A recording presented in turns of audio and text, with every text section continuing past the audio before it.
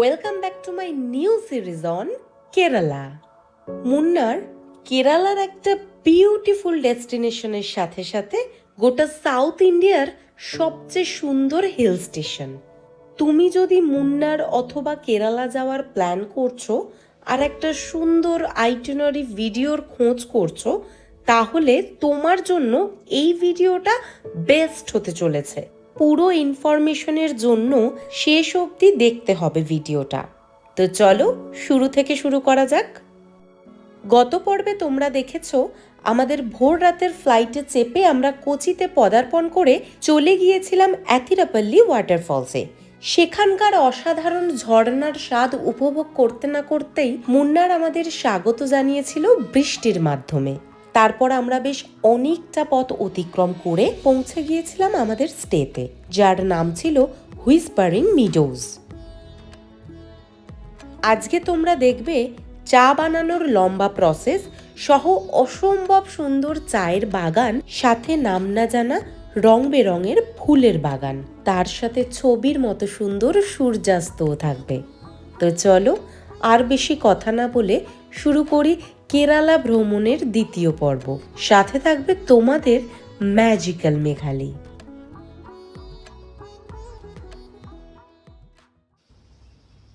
সকালে ঘুম থেকে উঠতেই বাইরের দৃশ্যটা ছিল কিছুটা এরকম, শান্ত স্নিগ্ধ, সাথে পাখির কলকলানি আওয়াজ, আর বারান্দা দিয়ে রাস্তাটাও কিন্তু ভালোই দেখা যাচ্ছিল।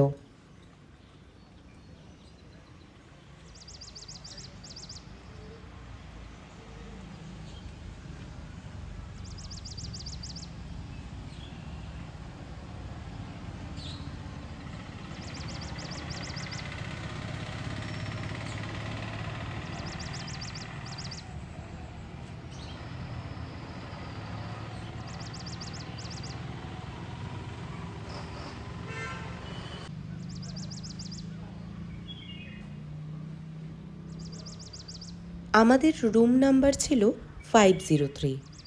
বারান্দার পাশে একটা ছোট্ট মতো ডাইনিংয়ের সেট আপ ছিল। এই জায়গাটাও কিন্তু বেশ, এখানে বসে চা খেতে খেতে গল্প করে সুন্দর সময় কাটানো যাবে। ক্যালেন্ডার বলছে আজকে 1 মার্চ, আর ঘড়ি বলছে এখন সকাল 8:30। আমি চটপট উঠে পড়েছি আজকে, তাড়াতাড়ি উঠে পড়ে ফ্রেশ হয়ে স্নান টান সেরে রেডি হয়ে গিয়েছি। এখন যাব ব্রেকফাস্ট করতে, দেখব ব্রেকফাস্ট মেনুতে কি আছে, দেন আমরা যাব মুন্নারের সাইট সিনে। আজকে সকালবেলা আমাদের একটা সাইট সিন ছিল, বাট ওটা আমরা করতে পারিনি কারণ ওটার আজকে স্লট ফুল ছিল, বিকজ আজকে সানডে, তো ওটা স্লট ফুল থাকায় ওটা আজকে আমাদের পক্ষে করা সম্ভব হয়নি, বাট কালকে আমরা আরেকবার ট্রাই করব। তো দেখা যাক ব্রেকফাস্টের মেনুতে কি আছে। এত সুন্দর পাহাড়ের ধাপ কেটে কেটে বানানো এই রিসর্টটা, সেটা না দেখলে তোমরা বুঝতে পারবে না। সে যতই আমি ভিডিও করে দেখাই না কেন, এখানে এসে একবার নিজের চোখে না দেখলে এটা বোঝা কখনোই সম্ভব না। আর পাহাড়ি ফুল গাছগুলোর জন্য রিসর্টটা আরও যেন ফটোজেনিক হয়ে উঠেছে। এই যে সামনে দেখা যাচ্ছে, এটাই হচ্ছে এই রিসর্টের রেস্টুরেন্ট। আজকে সকালে ব্রেকফাস্ট মেনুতে ছিল গ্রেপ জুস, সাথে পোহা, একটা তরকারি, উপমা, সাম্বার, কোকোনাট চাটনি, তার সাথে আপ্পাম, ইডলি, আর দুধ, কর্নফ্লেক্স, চা, ব্রেড, জ্যাম, বাটার, এগুলো তো ছিলই। ব্রেকফাস্টটা এখানে ইনক্লুডেড থাকবে, আর সত্যি বলতে খাবার দাবার খুবই ভালো। আগের দিনের ডিনারটাও ভালোই ছিল, তো কোনো অসুবিধা হবে না খাবার দাবার নিয়ে। অনায়াসে তোমরা যদি মুন্নারে আসো তাহলে অ্যাকোমোডেশনের জন্য চুজ করতেই পারো হুইসপারিং মিডোজকে। আমি তো তাও মোটামুটি সব রকম খাবার দাবারই খেতে পারি, তবে তুহিন কিন্তু খাবার দাবারের ব্যাপারে একটু বাছাই করে, তো ওরও কিন্তু এখানে এসে খাবার নিয়ে কোনো অসুবিধা হয়নি।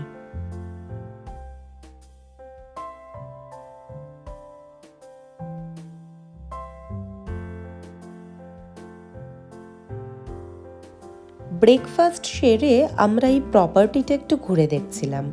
এখান থেকে না পাহাড়ের দৃশ্যটা চোখে পড়ার মতন ছিল, জাস্ট অসাধারণ লাগছিল।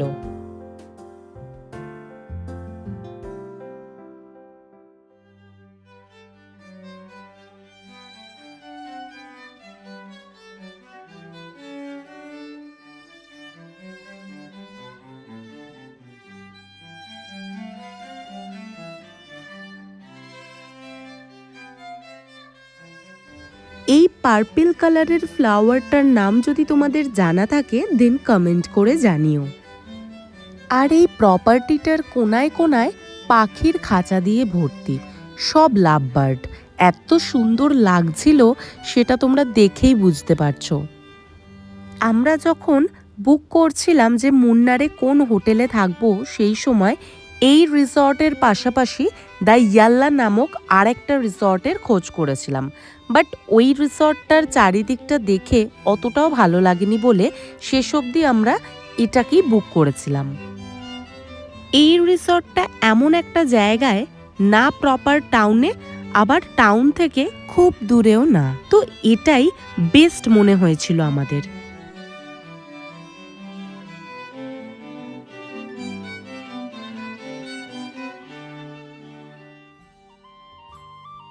তারপর আমরা বেরিয়ে পড়লাম মুন্নারের সাইট সিনিংয়ের উদ্দেশ্যে। কি যে ফ্রেশ এখানকার হাওয়া সেটা বলে বোঝাতে পারবো না। রাস্তায় বেরোনোর সাথে সাথেই ঠান্ডা গরম মিক্স একটা অদ্ভুত ওয়েদার ফিল করছিলাম। আর ওই দিন না সানডে ছিল, দ্যাটস ওয়াই রোড একটু জ্যাম ছিল, বিকজ সানডে নাকি মুন্নারের লোকাল লোকজনরাও ঘুরতে বেরোয়। সত্যি কথা বলতে ঘুরতে বেরোনোর মতোই তো ওয়েদার।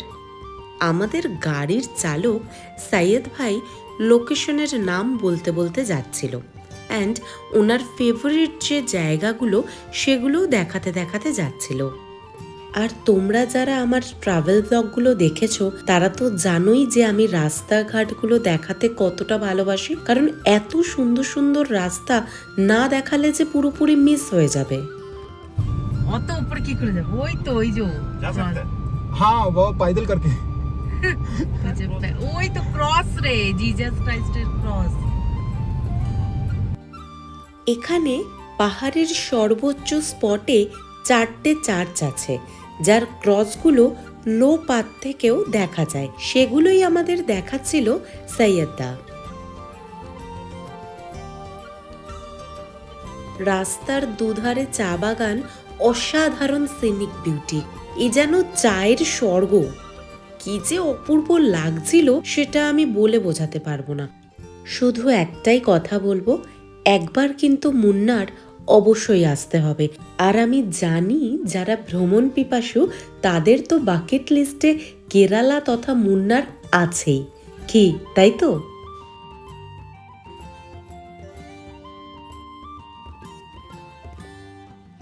আস্তে আস্তে মুন্নারের যে প্রপার টাউন সেখানে আমরা পৌঁছালাম। এই জায়গাটা কিন্তু বেশ ক্রাউডেড।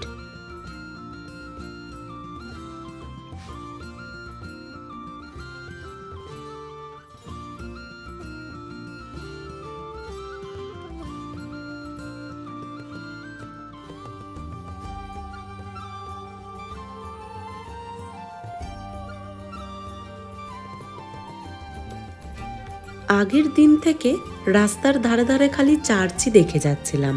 বেশ অনেকক্ষণ পর একটা মন্দির চোখে পড়ল।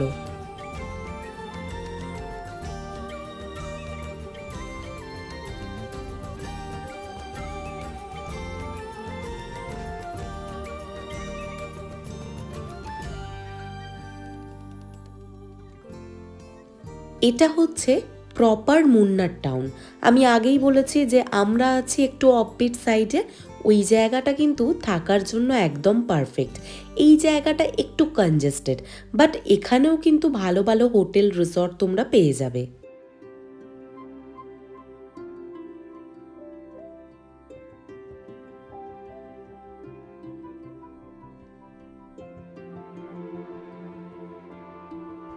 এই জায়গাটা থেকে মাদুরাইয়ের দূরত্ব একদম বেশি না, মাত্র 150 কিলোমিটার। মাদুরাইতে মীনাক্ষী আম্মার টেম্পল আছে, আমি গিয়েছিলাম একবার ওখানে।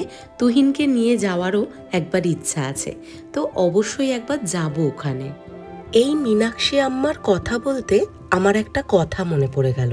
পুরীতেও জানো তো জগন্নাথ মন্দিরের পাশাপাশি প্রচুর দেবদেবীর মন্দির আছে, তার মধ্যে মা লক্ষ্মীর মন্দির অন্যতম। তো সেখানে প্রবেশ করার সময় আমার সাথে একটা অদ্ভুত ঘটনা হয়েছিল, যেই ঘটনাটা আমি বলতে পারবো না, বাট এই ঘটনাটা আমার চিরস্মরণীয় হয়ে থাকবে। তোমরা দেখছো রাস্তার বাঁকগুলো কি অসাধারণ। এটা কিন্তু পৃথিবীর সব থেকে সুন্দর হাইওয়েগুলোর মধ্যে একটা, NH85। উফ, জাস্ট দেখো ভিউটা কি অসাধারণ লাগছে, এত অসাধারণ মানে অনুভূতি হচ্ছিল, সেটা মানে বলে বোঝাতে পারবো না। এগুলো বলে বোঝানোর নয়, নিজের চোখে না দেখলে এগুলো কখনোই বুঝতে পারবে না, কারণ সবকিছু ক্যামেরার মাধ্যমে তুলে ধরা সম্ভবই নয়।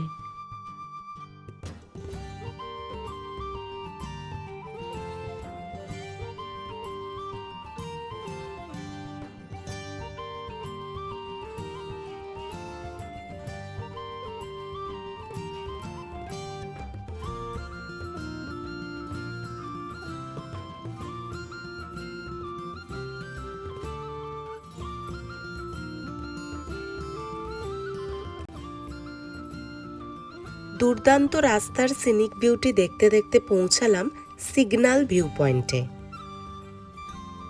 আমার না ড্রাইভারের পাশের সিটে বসতে খুব মজা লাগে। ওই 0 ডিগ্রির বাঁকগুলো যখন নিচ্ছিল, একটা অদ্ভুত থ্রিল অনুভব হচ্ছিল। এই ভিউ পয়েন্টটা জাস্ট অসাধারণ। তোমরা যদি মুন্নারে আসো, এই ভিউ পয়েন্টটায় একবার অবশ্যই এসো।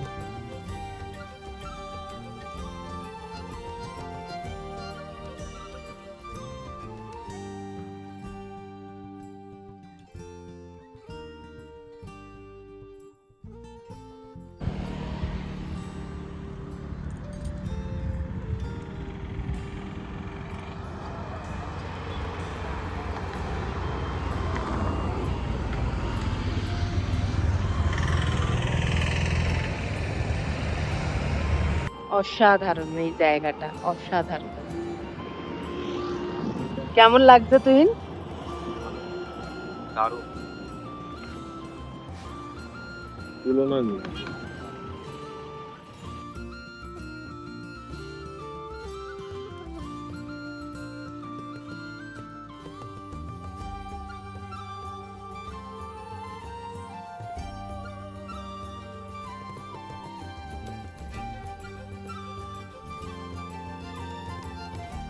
আমি সত্যি পুরো ছিটকে যাচ্ছি এই জায়গাগুলো দেখে, এত অসাধারণ হতে পারে কি করে।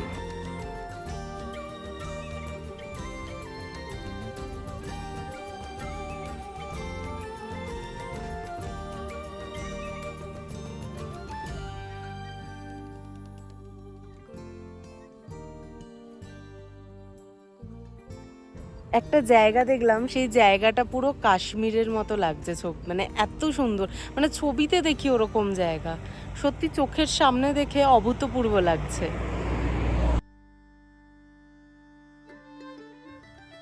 মনে হচ্ছিল এখানে বসেই চুপচাপ সময়টা কাটিয়ে দিই, তবে হাতে অত সময় নেই, তাই আবার আমাদের রাস্তা চলা শুরু করতে হবে। আর এরপর আমরা যাব এখানকার বোটানিক্যাল গার্ডেনে। আমার জানো তো গন্তব্যের থেকে এই রাস্তার গল্প বলতে বেশি ভালো লাগে। রাস্তার ধারের এই গাছগুলো রাস্তাটাকে আরো যেন মোহময়ী করে তুলেছে। এটাই হচ্ছে গভর্নমেন্ট বোটানিক্যাল গার্ডেন। গার্ডেনের সামনে টুকটাক কিছু ছোট ছোট ক্যাফে আছে, আইসক্রিম পার্লার আছে, এখান থেকে তোমরা খেতে পারো। এটা হচ্ছে একটা বোটানিক্যাল গার্ডেন, আমাদের ওখানে যেরকম আছে সেরকমই। তো এখানে যাওয়ার জন্য টিকিট কাটতে হবে। কত টাকা করে নিলে? 100 টাকা। আচ্ছা, এখানে 100 টাকা করে অ্যাডাল্টদের টিকিট, আর চিলড্রেনদের 50, আর ক্যামেরা যদি নিয়ে যাও তাহলে 150 টাকা লাগবে। আর ওয়েডিং অ্যালবামও এখানে হয়, যাতে 1000 টাকা তোমার শ্যুট করতে ওরা খরচা নেয়। That's it. তো চলো ভেতরে দেখা যাক কেমন কি আছে। ঢোকার সাথে সাথেই নাম জানা নাম না জানা অনেক ফুলের গাছ দেখতে পেলাম। আমি আগেও এই গার্ডেনটা এসেছি, তাই স্মৃতির পাতায় হালকা হালকা উঁকি দিচ্ছিল এই বাগানের ছবি। সবে এন্ট্রি নিয়েছি এই গার্ডেনে, আস্তে আস্তে আরো অনেক কিছুই দেখাবো তোমাদের, বিকজ এই গার্ডেনটা না বিশাল বড়।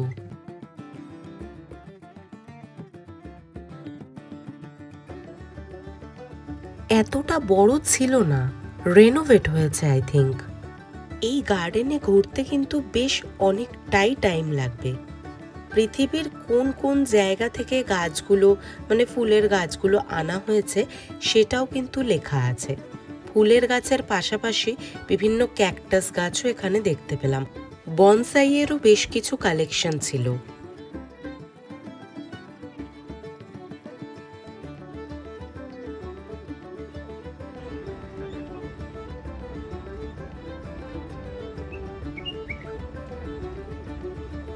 কি সুন্দর, এখানে একটা পাখি আছে একদম ছোট, দেখ পাখিটা, ওই দা ওই দা ওই দা ওই দা, কি পাখি বুঝতে পারছি না, ওই দেখ ওইখানে একদম ছোট। এই গাছগুলো দেখ সুন্দর, এগুলো মানে বেসিক্যালি পাহাড়ি গাছ বেশি, বুঝলি। এখানেও কিছু কিছু অ্যাক্টিভিটি কাউন্টার আছে, যেমন ফিশ স্পা, মাসাজ, থিয়েটার, এগুলো আছে। এগুলো তোমরা দেখতে পারো, আমরা এগুলো করিনি।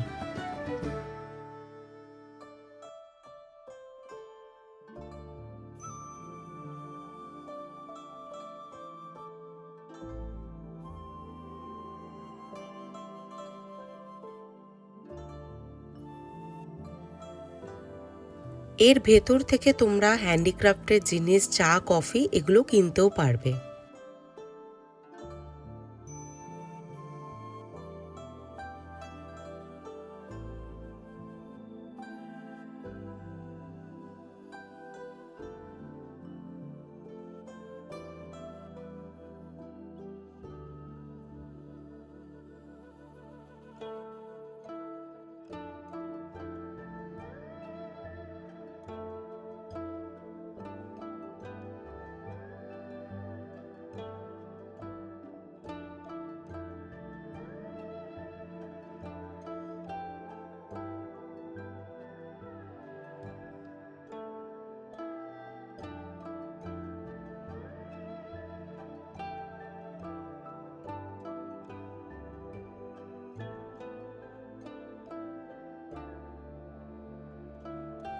এখানে ভেতরে একটা ছোট্ট ক্যাফেও আছে, সেখান থেকে তোমরা টুকটাক কিছু খেতে পারো, কারণ অনেকটা জায়গা তো, ঘুরতে ঘুরতে খিদে পেয়ে যেতেই পারে।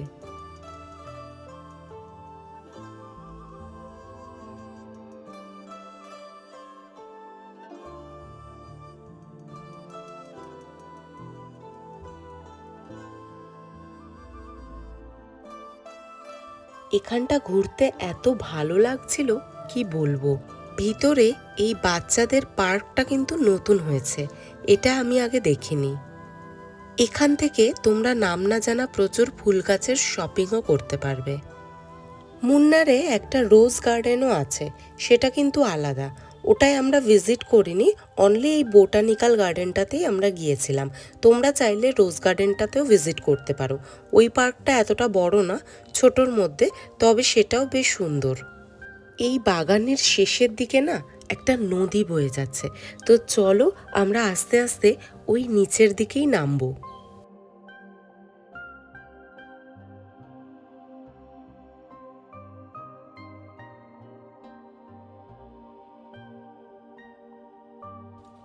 অসাধারণ লাগছে জায়গাটা, অসাধারণ। আর রোদও সেরকম বেশি না থাকায় খুবই ভালোভাবে এনজয় করতে পারছিলাম। অনেকটাই ঘুরে এদিকটায় আসতে হচ্ছে বলে এখানে লোকজন একদমই দেখলাম না। আমিও হয়তো এতটা হাঁটতাম না, তবে যেহেতু তুহিন হেঁটে হেঁটে যাচ্ছিল, দ্যাটস ওয়াই ওর সাথে আমিও যাচ্ছিলাম। না যায় না, আমার তো জায়গা আছে, আরো রাস্তা আছে ওদিকে। আরে আর কত নামবি রে বাবা।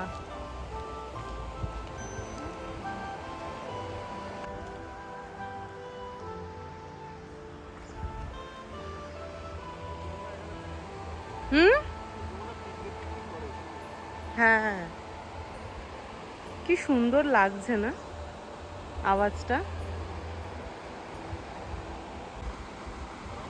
এদিক দিয়ে নামার জায়গা, বাট এটা বন্ধ আছে। হ্যাঁ, ওই দিক অনেকটা নামার জায়গা আছে ওই যে। এই রিভারটার সামনে আই থিঙ্ক ক্যাম্পিংও করা যায়, নট শিওর অ্যাবাউট দ্যাট। আমার তো এখানে কি যে ভালো লাগছিল সেটা আমি বলে বোঝাতে পারবো না, আমাকে দেখেই তোমরা বুঝতে পারছো। দু একটা রিলস বানিয়েছি এখানে। এই যে এইখানটা থেকে আবার ওইখানটা যেতে হবে, কেউই আসছে না এদিকটা, ভালো স্রোত আছে নদীটার।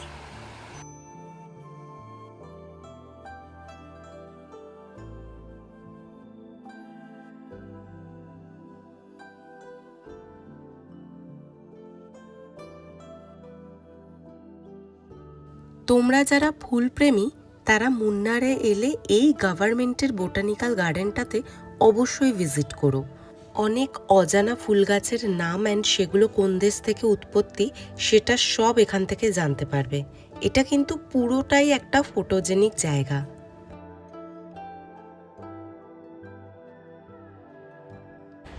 আমি আগের বারে যখন এসেছিলাম তখন এতটা নিচে নামিনি, তো যাই হোক এই বছর মানে এবারে মনে হয় এগুলো হয়েছে নতুন, আগের বারে এগুলো দেখতেও পাইনি।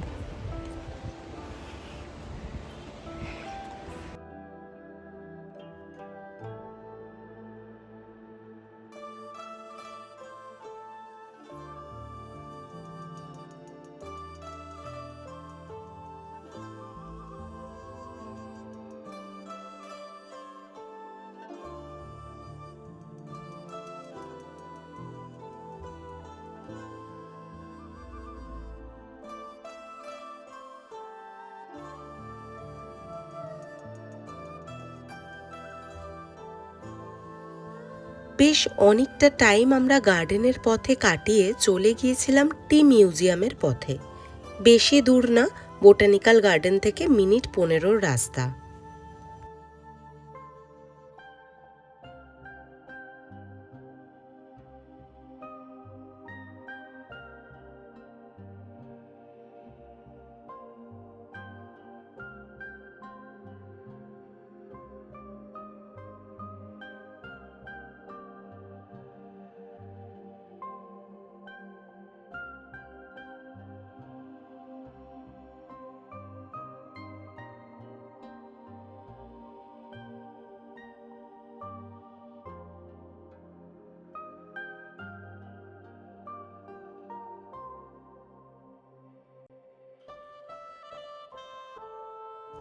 ওখানে গিয়ে ফার্স্টেই আমি একটু চা গাছগুলো স্পর্শ করে দেখছিলাম।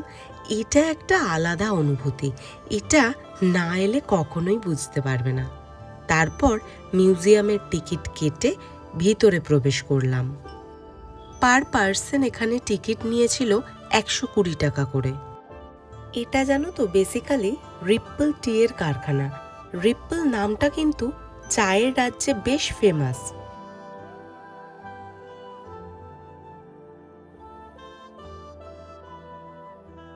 এটা একটা চ্যারিটেবল ফার্ম। টিকিট আর যা জিনিস কিনবে সবটাই কিন্তু চ্যারিটেবল কজে ডোনেট করা হয়। এটা কিন্তু একটা ভালো ব্যাপার, তাই না? এই টি স্টেটের মালিক Kanan Devan hills plantation company 1880 সালে এটা প্রতিষ্ঠা করে। 2004 সালের 1 এপ্রিল এটাকে মিউজিয়ামে কনভার্ট করা হয়। সেই কোম্পানির অনেক নিদর্শনই এখানে এলে তোমরা দেখতে পাবে। আর এই অ্যান্টিক পিসগুলো কোথা থেকে আনা হয়েছে সব কিন্তু এখানে পিসগুলোর নিচে বা ওপরে স্পষ্ট করে লেখা আছে। কি চমৎকার, তাই না? যেমন এই ঘোড়াগুলো আছে, কিছু টেলিফোন আছে, কিছু মেশিন আছে, আরও অনেক কিছুই আছে। কি বিশাল বিশাল ফ্লাওয়ার ভাস আছে।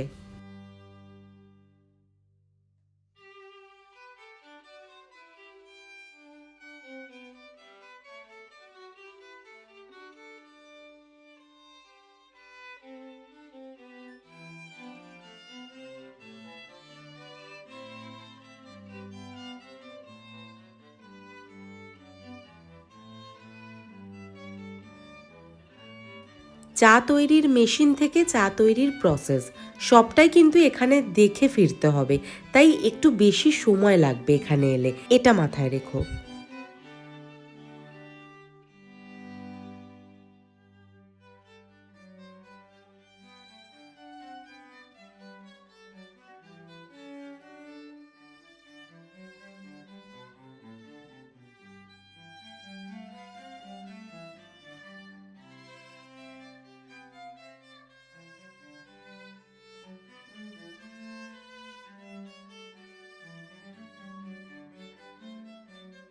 Thank you. So how was the documentary? Good. It shows the history of Munnar, the plantation, about the company and how it works. And here we are going to talk about tea. So let's start with a question. Is tea a shrub or a tree?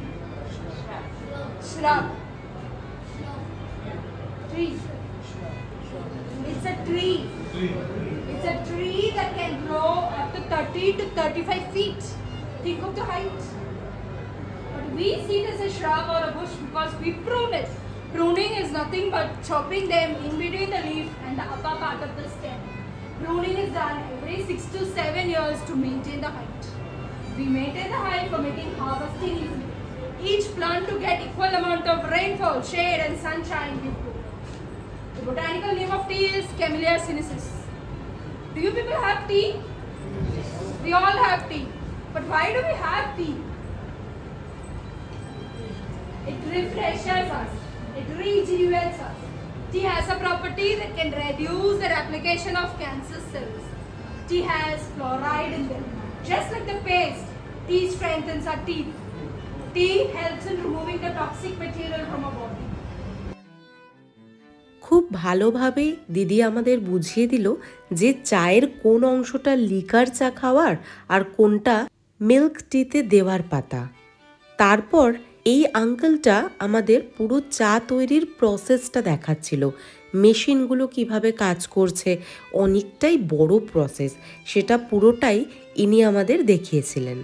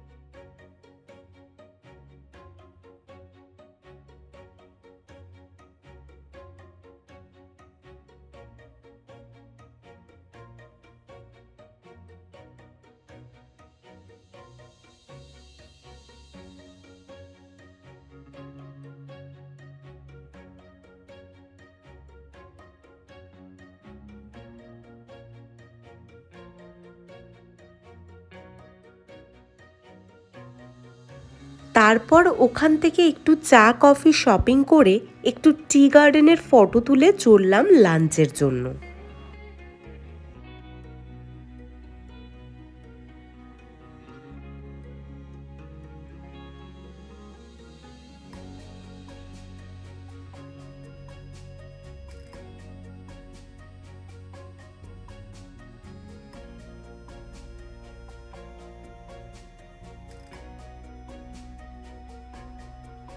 লাঞ্চে যাওয়ার আগে চোখে পড়ল আর একটা অসাধারণ tea estate, যার নাম চিত্তাপুরম view point.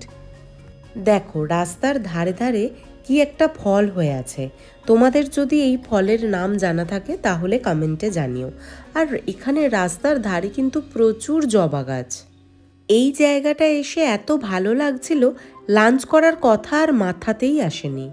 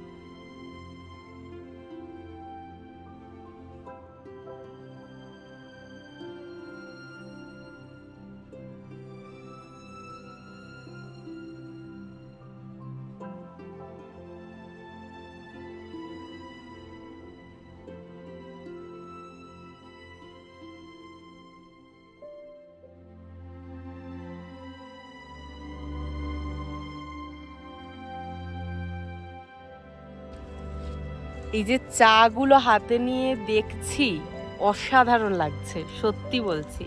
চা বাগানের মধ্যে দারুণ লাগছে, দারুণ লাগছে, এটা আমি বলে বোঝাতে পারবো না। একবার এখানে আসো, মুন্নারে একবার অবশ্যই ভিজিট করো। আমি আগেও একবার এসেছি, আবার এসেছি, যতবার আসি ততবার নতুন করে মুন্নারকে এক্সপ্লোর করি।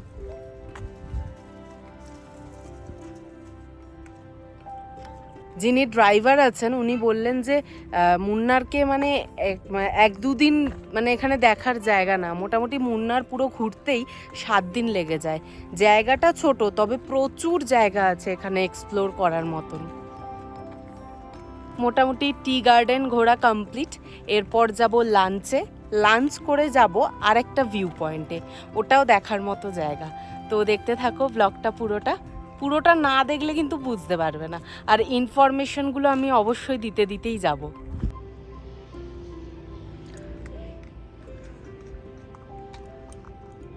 ওই যে ওইখান থেকে সবাই গিয়ে নামার জায়গা আছে। সত্যি বলছি, এখান থেকে আর যেতে ইচ্ছাই করছিল না। তারপর চা বাগানে গেলে যেটা ম্যান্ডেটরি সেটা করছিলাম, সেটা হচ্ছে পাহাড়িদের মতো ড্রেস পরে পিকচার তোলা। এরপর সোজা আমরা চলে গিয়েছিলাম প্রকৃতি বলে একটা রেস্টুরেন্টে। এখানে আমরা ভাত, ডাল, মাংস এই সমস্ত কিছু দিয়েই লাঞ্চটা সারলাম। ভিড় দেখে মনে হচ্ছিল এখানে বেশ ফেমাস এই রেস্টুরেন্টটা। গরম লাগছিল, দ্যাটস ওয়াই একটা নিম্বু সোডা অর্ডার করেছিলাম।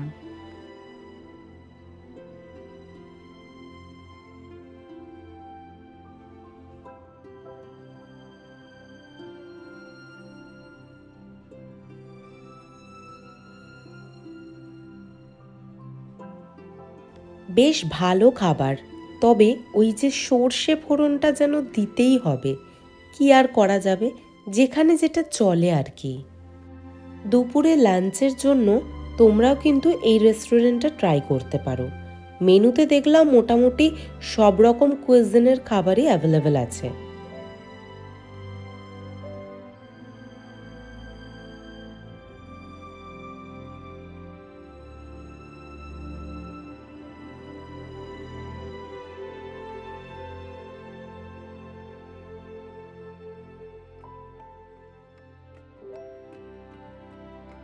লাঞ্চ সেরে একটু মিষ্টি মুখ করতে চলে গিয়েছিলাম একটা চকলেট ফ্যাক্টরিতে।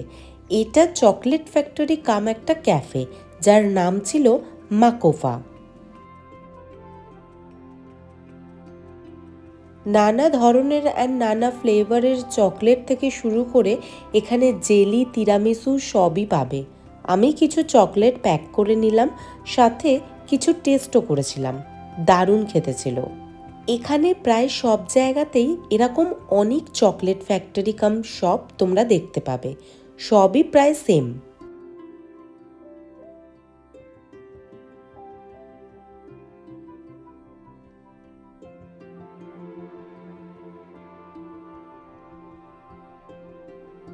এখানে কোকো পাউডারও ছিল, যেটা টেস্ট করিয়েছিল, অ্যান্ড কোকো পাউডার খেতে আমার অতটা ভালো লাগে না, দ্যাটস ওয়াই আমি নিইনি। তবে কোয়ালিটি বেশ ভালোই ছিল। তোমরা যদি পছন্দ করো কোকো পাউডার খেতে, তাহলে এখান থেকে তোমরা কিনতে পারো।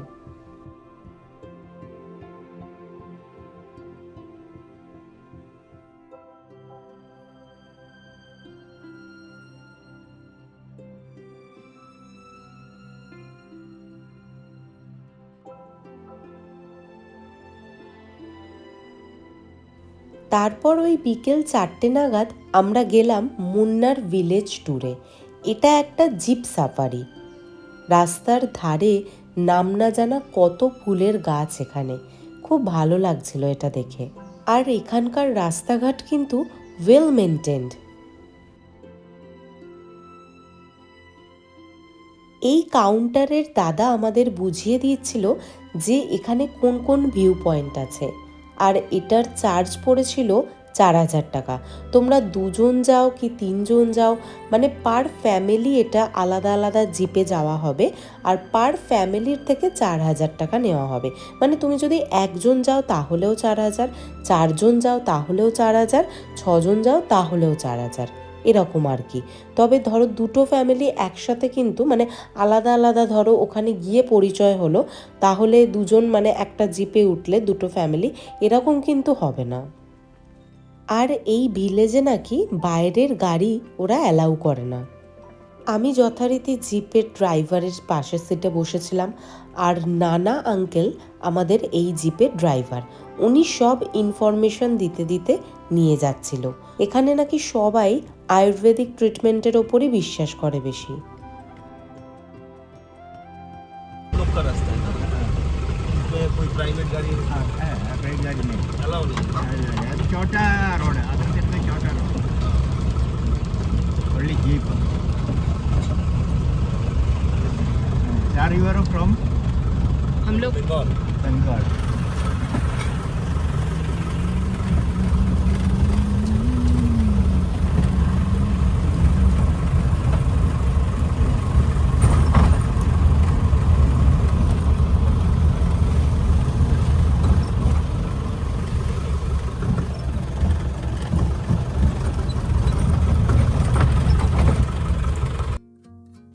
ইনি কিন্তু খুব একটা হিন্দি বুঝতে পারে না, ইংলিশটা বোঝে অল্প অল্প, ওই দিয়েই মোটামুটি কাজ হয়ে যাচ্ছিল। আর আমরাও হালকা হালকা মালায়ালামটা শিখে ফেলছিলাম, যেমন এই দাদাকে কি বলে, কেমন আছেন বলতে গেলে কি বলতে হবে, এই সব টুকটাক। এই জায়গাটায় যেতে লাগবে 1.5 ঘন্টা, আসতে লাগবে 1.5 ঘন্টা, মাঝে পড়বে 4 থেকে 5টা ভিউ পয়েন্ট। এখানে রাস্তার ধারে ধারে প্রচুর আয়ুর্বেদিক গাছ আছে।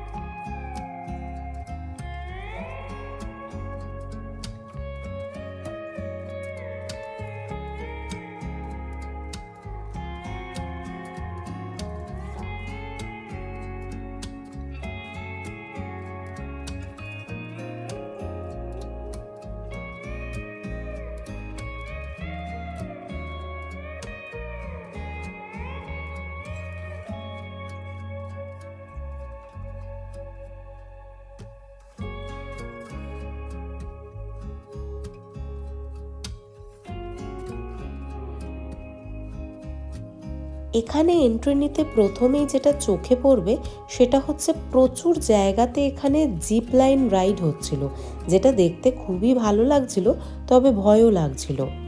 তো প্রথমেই আমাদের যে ভিউ পয়েন্টটা পড়বে, মানে যেটা ওরা দেখালো, সেটা হচ্ছে রিপল ওয়াটারফলস।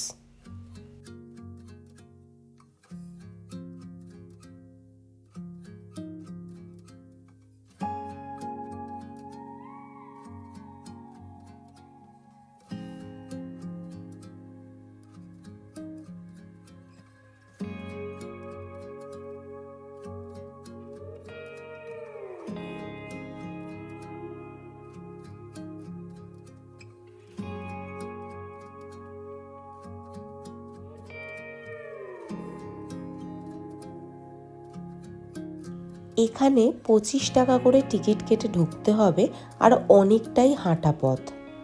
ভেতরে ছোট ছোট গিফট শপও আছে, আর টুকটাক কিছু ক্যাফেও আছে।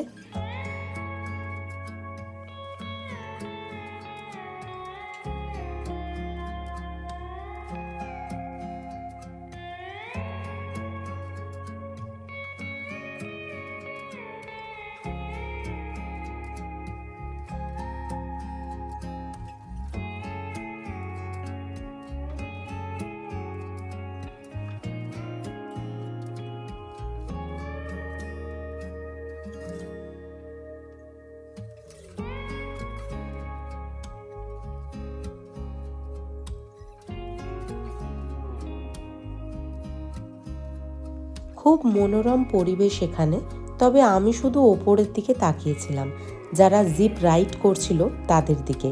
কি ভালো লাগছিল দেখতে।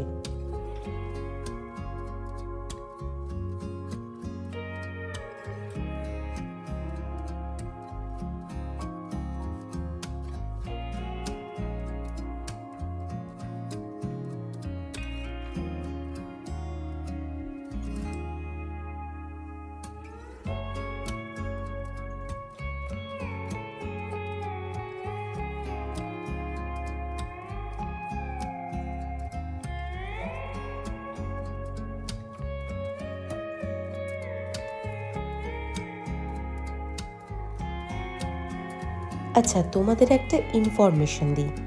এই মুন্নার টাউনটা পড়ে হচ্ছে ইডুক্কি ডিস্ট্রিক্টের মধ্যে। তোমরা কেরালাতে এলে মুন্নারে মিনিমাম 2 থেকে 3 দিন স্টে করো, তবেই মোটামুটি ঘুরে দেখতে পারবে।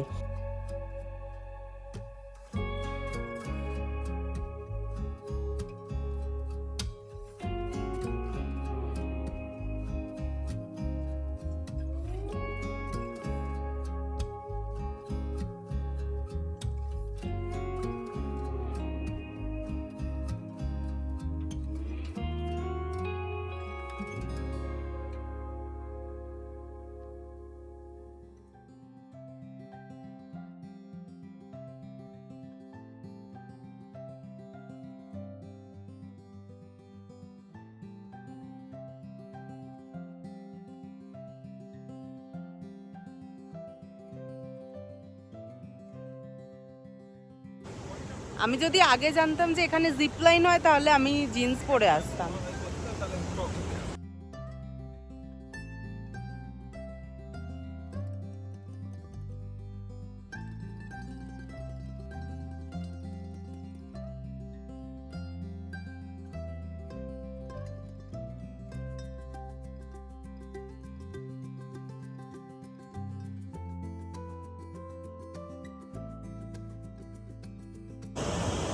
কোথাও ঘুরতে এসে কি পুরোপুরি সব কিছু কমপ্লিট করা যায়? এটা অসম্ভব, তাই না? তো জিপ লাইনটা এবারে হলো না, বাট অন্য কোথাও নিশ্চয়ই হবে। যাই হোক, আর এই সমস্ত জায়গায় এসে না একটু মানে রিল্যাক্স করতে হয়, করে এখানটা মানে দেখতে হয়, যে জিনিসগুলো ফিল নিতে হয়, এটাই বেটার আমার মনে হয়।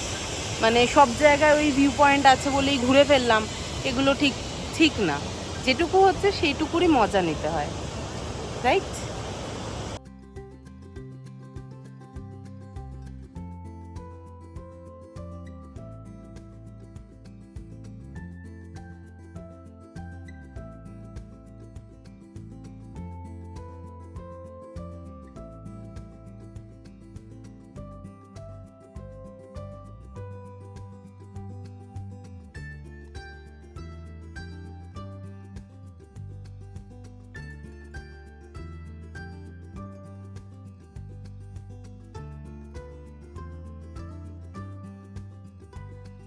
আমাদের নেক্সট ভিউ পয়েন্টটা ছিল একটা ম্যানমেড হ্যাঙ্গিং ব্রিজ। এখানে বেশ অনেকটাই ক্রাউড ছিল, তো বেশিক্ষণ আমরা এখানে দাঁড়াইনি, টুকটাক কিছু ফটো ক্লিক করে ওখান থেকে বেরিয়ে গিয়েছিলাম।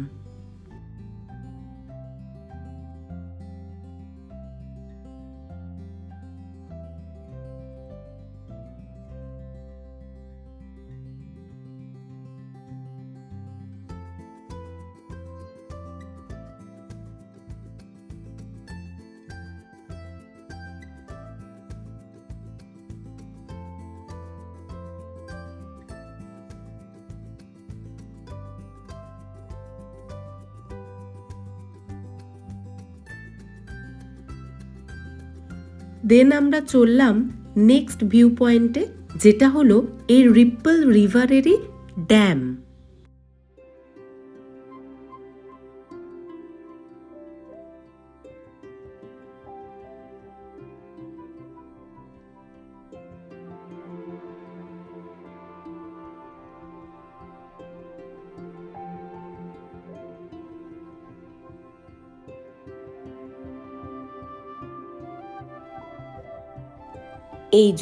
এই ড্যামটা, এখানে নাকি চেন্নাই এক্সপ্রেস মুভির শুটিং হয়েছিল, অনেকটাই বড় এই জায়গাটা।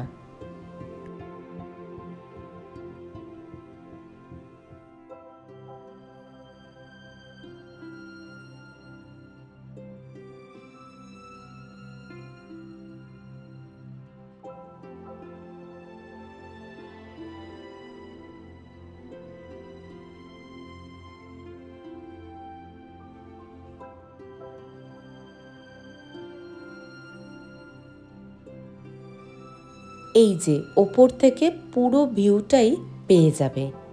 এই স্পটটাই আমার রিপলে সব থেকে সুন্দর লেগেছে।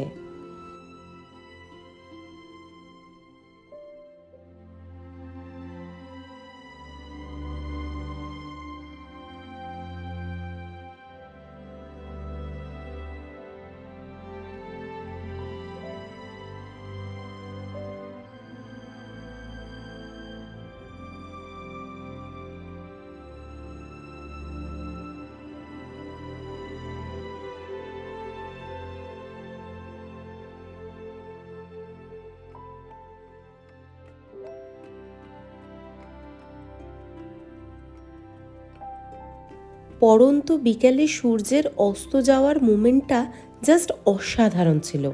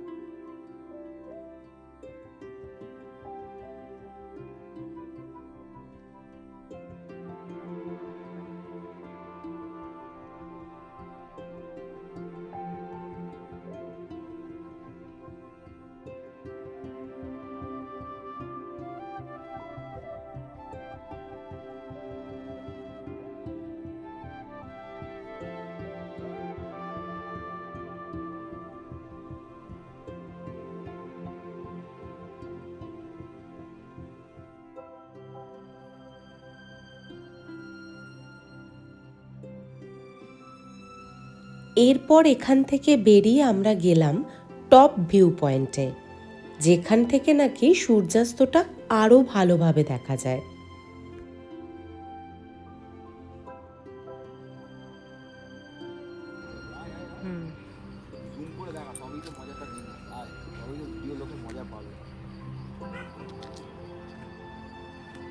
দেখ এটা হচ্ছে তোর ড্যাম।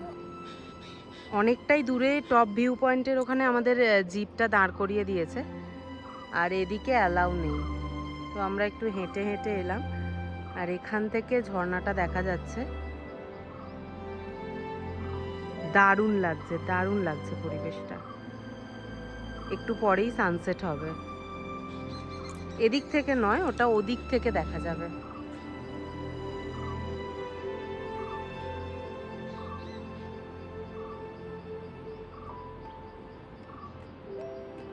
এখান দিয়ে দাঁড়িয়ে রিপল ভিউ পয়েন্টের 3টে ভিউ পয়েন্ট দেখা যায়। সেটা হচ্ছে ওই যে এখানে হচ্ছে হ্যাঙ্গিং ব্রিজটা এদিকটা, আর হচ্ছে ঝর্ণাটা তো বয়ে যাচ্ছে, আর তার পাশে এই যে লাল যে জায়গাটা ওটা হচ্ছে ড্যাম। আর এর ওপরেই হচ্ছে সানরাইজ বা সানসেট সবটাই দেখা যায়। এটাই হলো ব্যাপার।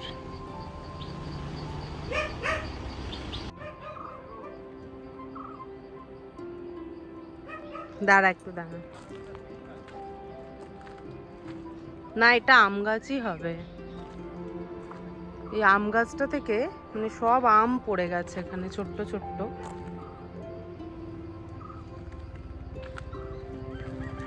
গরমকাল না, মানে জাস্ট আসছে সামার, তো সব আমগুলো পড়ে গেছে।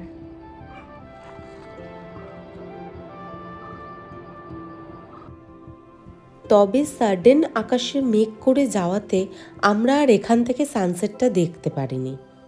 কিচ্ছু করার নেই, এটাই তো প্রকৃতির খেলা, তাই না? জানো তো, এক্সপেকটেশন নিয়ে কোনোদিন ঘুরতে বেড়াতে যাবে না, তাহলে দেখবে যতটুকু পাবে ততটুকুর স্বাদ প্রাণ ভরে নিতে পারবে, যেখানে না পাওয়ার জন্য মন খারাপের কোনো জায়গাই থাকে না।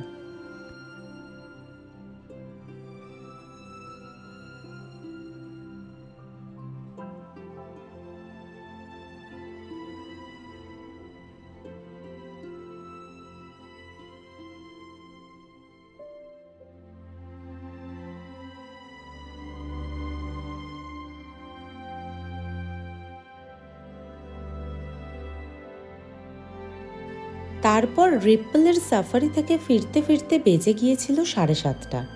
ওখান থেকে আমরা গিয়েছিলাম একটা শাড়ি ফ্যাক্টরিতে। এখানে প্রচুর শাড়ি ফ্যাক্টরি আছে, যে কোনো একটাতে তোমরা ভিজিট করতে পারো। সব ফ্যাক্টরিতেই কিভাবে শাড়ি তৈরি হচ্ছে সেটা কিন্তু দেখানো হয়। আমরাও দেখলাম কেরালা বিখ্যাত কাসাভু কটন শাড়ির বুনন।